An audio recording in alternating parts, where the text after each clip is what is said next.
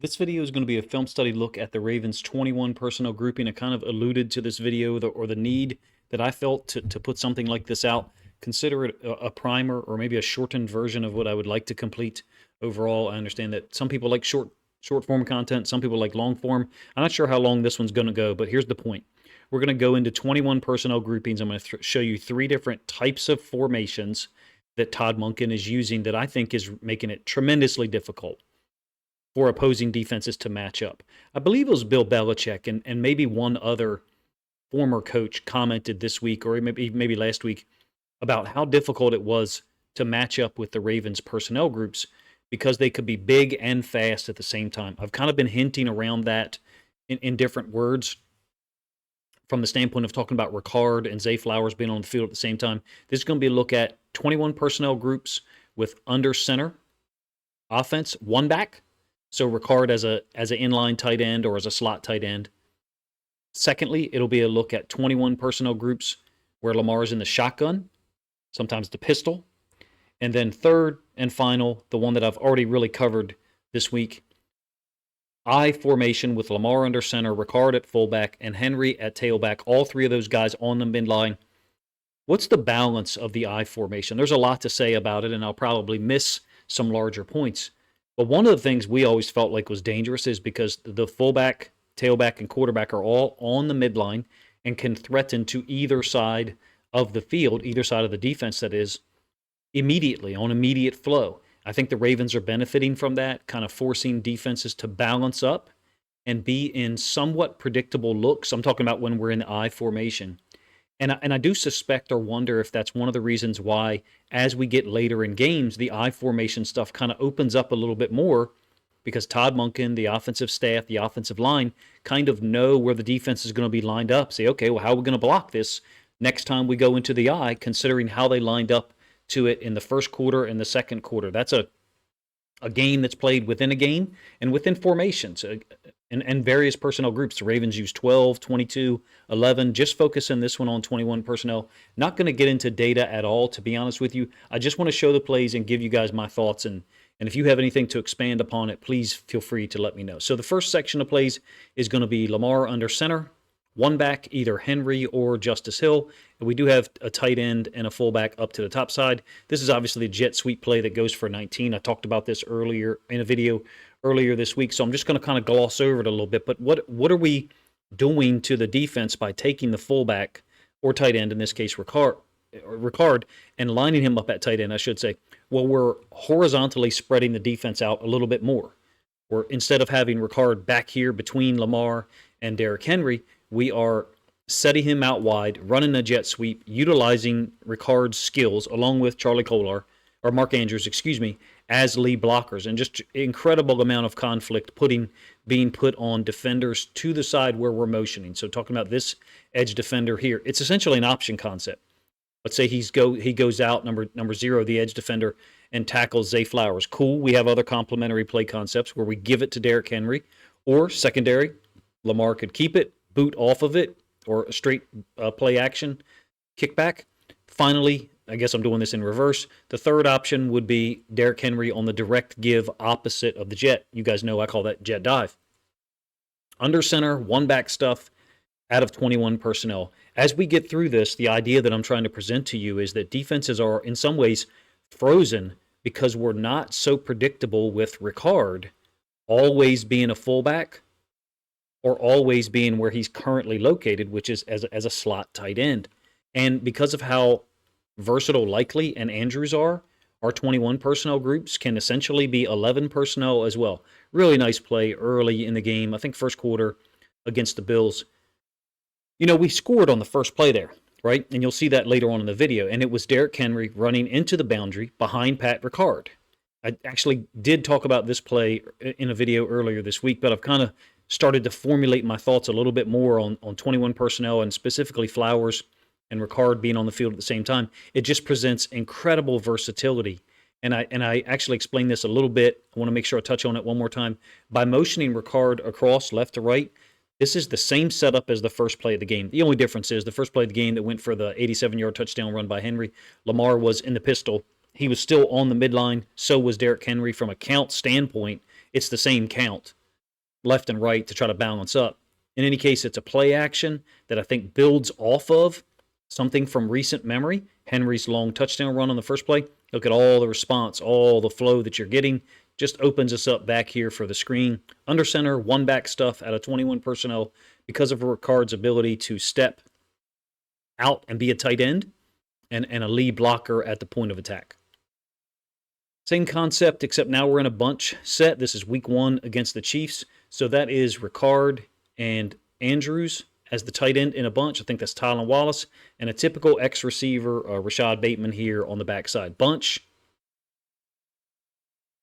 And we're going to run it to the bunch, kind of like a down base concept. So everybody's blocking down. Everybody's blocking in this direction. I know there's nobody there, but there's a lot of red in the Chiefs jersey, so I'm just using that for illustration purposes. And Henry's fantastic vision. He's going to bring this all the way back for 9 yards. Not where it's designed to go, but it takes advantage of his unique skills, his vision, his ability to find the hole, find a lane. And I talked about this a little bit in the video that I put out Tuesday. Henry is a guy who I think turns what should be a 2-yard gain into a 4 or 5 yard gain. He turns 5 or 6 yard gains into 9 or 10 yard gains. And it's a cumulative effect. Again, I think presenting similar looks to the defense early on in the games kinds of elicits the look from the opposing team's defense, and then we are able to adjust as the game goes on. Because Todd Monken has so many formations that he can run out of 21 personnel, I think it forces in some ways these guys to stay a little bit more vanilla, a little bit more base than maybe they have in years past. Clearly, the Derrick Henry element, the impact that he's having, how talented he is a huge factor in what we're able to do. Under center, one back stuff. This is a pinpole pitch with Justice Hill. We do actually pick it up here. We miss a block on the front side. In my opinion, we're not blocking it properly with Macari and Falele. We should be pinning that and then pulling it with the guard. But in any case, Linderbaum does actually get out there in front.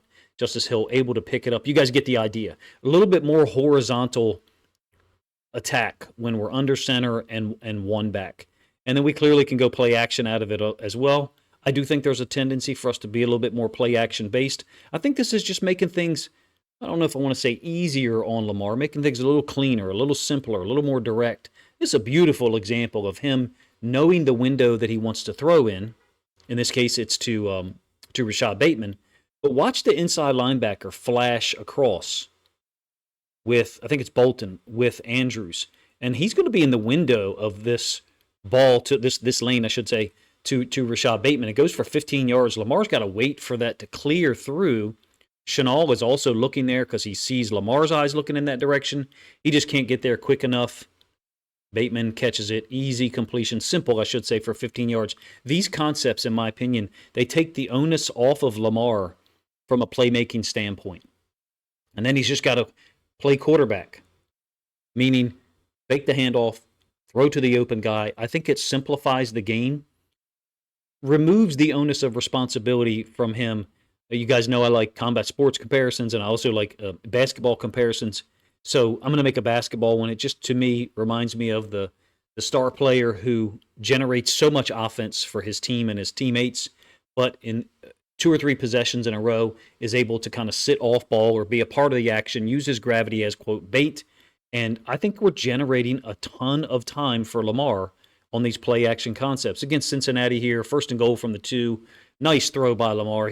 It looks simple, it looks easy, but he's putting this in a location where only Kolar can catch it, and I think it's Pratt unable to recover, unable to get to the football because of the location. So we're talking about 3 different types of formations from 21 personnel. And so far, generally, we've been on one back under center formations that I would consider ace. Let's get to another one that still has 21 personnel because it's the point of the whole video. Oftentimes when we're going to put Ricard in the backfield, we'll motion him there. So we'll start him out as a tight end, one place or one location or another, move him into the backfield, see if I think what we're doing is we're trying to see if we're getting any type of movement by the safeties down to reflect Ricard's new location, his new alignment. This is an old school concept for the Ravens, little play action, kick by Lamar.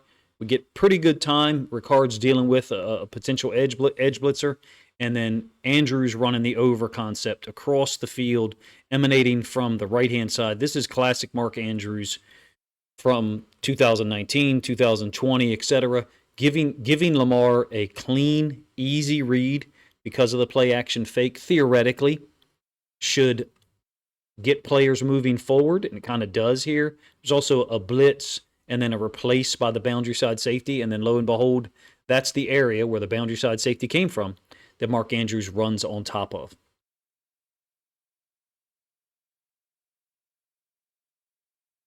One more from the pistol. So I would say it's related to the under center run concepts. I talked about this one a little earlier. This is the wham trap with Ricard trapping down onto the front side D tackle and everyone else either trapping or stepping out. Really nice exchange by Rosengarten stepping to the defensive end. Ricard trapping down, and you can see the lane that's developing. Linderbaum works up. Stanley works up. It's a brilliant play because we're utilizing our two most athletic guys at the offensive line position, Linderbaum and Stanley, to go out and get people. Go out and get up to the second level quickly. And then Ricard, because of his size, speed, and explosiveness, he's able to execute this wham trap concept. Multiple teams run it. In fact, Cincinnati ran it against us in the first game we played them in Cincinnati. I expect to see them run it again Thursday night.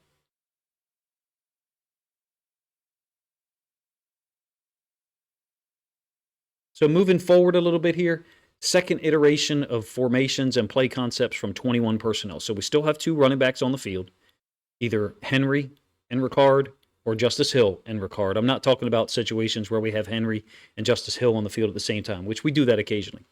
Justice Hill, Ricard on the same side, Zay going to go in motion. This is, of course, the power read concept that we finished the game with to essentially close out, allow our defense to sit on the side of the field, on the sideline, and not have to go out there and get a stop against a Cowboys team that was certainly giving us issues. It's a read concept. So Lamar is reading the edge defender, defensive end. Well, there is none because the Cowboys haven't identified it. So the edge defender is kicked inside here. Safety is going upfield to deal with Flowers. So an easy read for Lamar. And he's just going to follow the guard, in this case, Falele, while Hill gets out to the edge defender. Hill is essentially a lead blocker for Flowers if Flowers was to get the ball. The read man, number 6, the safety, who is currently tackling Flowers, because of what he did, because of his steps, his angle, Lamar kept it. We're a little bit more option-based out of 21 personnel when we are when we're in the shotgun, the typical shotgun. Here's another example of that, again, from that Dallas game. No motion this time by one of the receivers because they're both on the line. That's Ricard. That's Kolar. Both of these receivers are on the line of scrimmage, so we can't go in motion there. It's QB counter read, and it hits big for 17 yards. We normally are keeping this concept from Lamar. This is a wide open lane out to the edge. Justice Hill breaks a tackle. I'd like to see us give this a little more often.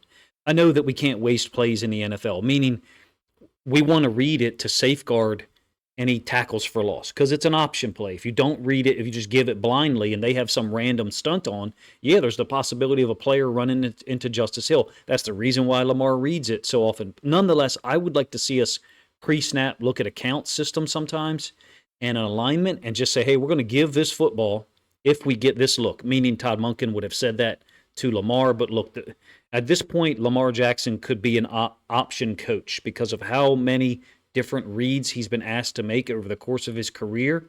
This is easy work for him. Not only do we have that, we possibly also have Lamar on the keep, except you do have a defender from the boundary coming up to take on the first puller, so they could possibly stack or bottle that up. 17 yards, option stuff out of the gun with 21 personnel. What I love about it, one of the reasons I love it the most is, in this case, we're running away from Ricard. So we're going against that pattern, that tendency to rely on him as a blocker at the point of attack. And the option stuff away from Ricard, in my opinion, is a way for Monken to break those tendencies, break those keys. This is the same play from the end zone angle. I know you've seen it many times at this point. The concept on this particular one is QB counter read. So we're pulling and kicking, pulling and wrapping, and Justice Hill going opposite Cool play, if you ask me, that puts first and second level defenders in conflict. One missed tackle, one missed assignment, in fact, and you are able to generate big plays. One more shotgun play out of 21 personnel. There's Ricard and there's Kolar. I think this may be our most dangerous group. I intend to do one of these each week. I think we started out with 12 personnel, maybe 3 or 4 weeks ago, 22 personnel. I haven't done an 11 personnel one. We don't seem as diverse out of 11 personnel, although there's a couple of examples from last week's game against the Broncos where we did some anomalous things from 11 personnel. This is a 21 personnel formation. It could be I formation stuff, which you'll see in a moment, but we are turning it into a hybrid spread formation. So on the motion, we're ending up with 2 receivers off screen to our right, one of which is Flowers. He catches the screen. And then the tight end fullback over here. We could certainly run the football in that. Let me get rid of those. Some of those. My apologies. We could certainly run the football over here from a conceptual standpoint with Derrick Henry. The run strength is one side of the formation. The pass strength is to the other. Incredible conflict put on the defense from a horizontal nature immediately, as soon as the motion gets over there. And because so many teams are blitzing from the field, like this defender here, they are just opening themselves up. Very reminiscent of some stuff that the Bengals do. And I think Todd Monken and Lamar will try to bait them into more similar blitzes like we saw in this case. That went for 16 yards on a 1st and 20. I thought that was a big moment for the Ravens. Look, the score was already 31-10 at that point. A couple of plays later, we made it 38-10. One more from the shotgun. This is a little bit different. Now Ricard is in the backfield. You guys probably know I call this jokers. If you were to have 2 legitimate running backs back here, 2 guys who could run the football, then they probably wouldn't be at differential depths like this. Number one. Number two, you could run with the right running back to Lamar's left, which is Justice Hill, to the opposite side. Or if you did have a threat of a running back in Ricard, you could run it to our left, the top side of the screen for us. That would be ridiculously unfair to have a guy like Ricard who can play fullback, who can play tight end, and could potentially carry the football. We all know that's not in his skill set. It's a very rare player who can do those things at the high school level and college level, let alone the NFL. This is a cool concept that we've kept from Greg Roman's days here. It's a draw, and you can see that we've worked the tight end and Stanley up to the second level, Ricard also. So they're going to try to handle those 3 guys that you see. Justice Hill's a unique ability, his burst, I think he skips second gear. He goes from like first gear to like 3.5. Gets downhill on people now. It's an 11-yard gain. We shocked the Bills in that first half clearly by, going at them offensively in ways that they just weren't prepared for. There's some giveaways on this draw play. There have been for years. It's Ricard popping up post snap. It's Ricard. If you get a joker set and you're playing defense and Ricard pops up, you want to be on the draw right now. And the problem with some of these NFL teams is they're always reading guards. I'm not saying you shouldn't read the guards, but if a team gives you a key, if they give you a pre-snap key, an indicator, a tendency, you got to take it.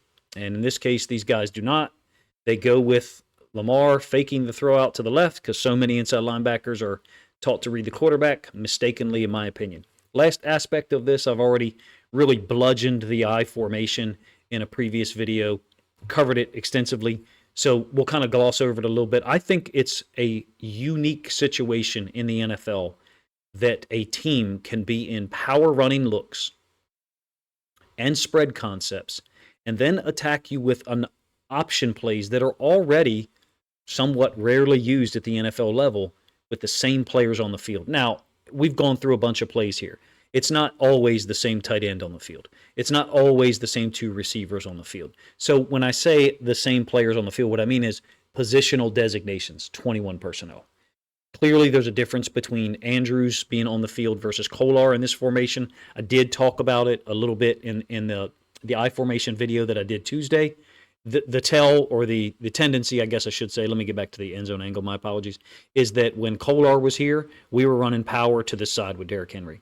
And when Andrews was here, we were running power to the other side. So there's a little bit of pre-snap tendencies there that, you would notice if you're trained to look for them. And those are just some of the ones I noticed. There's certainly others as well. It's a rare thing for me, based upon the NFL film that I have watched in the last 3 or 4 years, to see a team be able to use 21 and 22 personnel to vacillate, shift between spread concepts and power run plays. Really, if you ask me, putting the defense off balance. As a defensive coordinator, a lot of guys are going to call coverages and stunts based upon three: personnel group, location on the field, meaning in this case, negative 30-yard line, and then down and distance, clearly. First and 10 is going to be drastically different from third and 8. We're not going to be in 21 personnel on third and 8. That's the whole point, is to be unpredictable and force the defensive coordinator who's used to making his calls based on 1 plus 2 plus 3 equals 6. Well, now 1 plus 2 plus 3, personnel group, down and distance, and then location on the field. Now it doesn't equal 6 every time. It could equal 6, it could equal 8, it could equal 10. Because of the three different types of offenses that we can run from 21 personnel, I think it's really causing defenses problems. I'm a big fan of Lou Anarumo, even though I'm a Ravens fan. Some of you guys probably don't like it that I have praised him so much in recent years, but I thought he did a fantastic job during the Bengals' 2-year stretch where they made it to the Super Bowl and then made it to the AFC Championship game, losing at Kansas City the very next year. By the way, we're in the eye here. You lose Henry off screen, but it's a fake toss to the top side. Kolar engaging the D end, and then he's going to shoot out into the flats. Notice the route by Flowers as well. It is designed to pull the attention and eyes of this corner. What I mean by that is, as he bends this route here, the Ravens staff knows what kind of turn they're going to get from this corner. So as the ball is thrown, I think the Ravens staff coordinated this. They know that corner is going to be baseball turning, essentially have his back to the quarterback and be in no position to deal with Kolar quickly unless they were to be in like a cover 2 or something like that. Well, when we have Derrick Henry on the field with Pat Ricard and a tight end and we're in 21 personnel, because of the threat of the I formation, again, you're losing Henry off screen behind Ricard to the left-hand side. Because of that threat, teams aren't generally going to be in a too high look. They're going to be trying to stop the run. It is a huge departure from the way most NFL teams are running their offenses, meaning they are personnel-based. And are there times we're predictable? Yes, I think we're more predictable now from a formation standpoint at times, but not from a personnel standpoint. Meaning, as a defensive coordinator, 12 personnel, 2nd and 8 from the negative 30-yard line, you can't just make a call because we're predictable as a result of the personnel group we have on the field. Now your players have to identify the formation that actually is deployed out on the field and then get in the correct call. It's been a very high standard for defenses to live up to, and teams have not done a good job of it recently. In fact, I think the Browns, are the best team that we have faced since week 1 in recognizing formations and checking into things quickly. Streamlined communication in a manner that allows them to get in the right look based upon not just the personnel group, down and distance, and the location, but the formation that is shown. Todd Monken is, I think, elongating the time period at which defenses he's shortening the time period by which defenses are able to be prepared for each individual play out of 21 personnel. It is forcing players on the field to answer questions that they're not yet necessarily used to doing on a play-by-play basis. I appreciate you guys' time, man. Let me know what you think of the video in the comment section. If you think other Ravens fans would enjoy this content, please consider grabbing a link to this video, share it out on social media to help this content get more reach.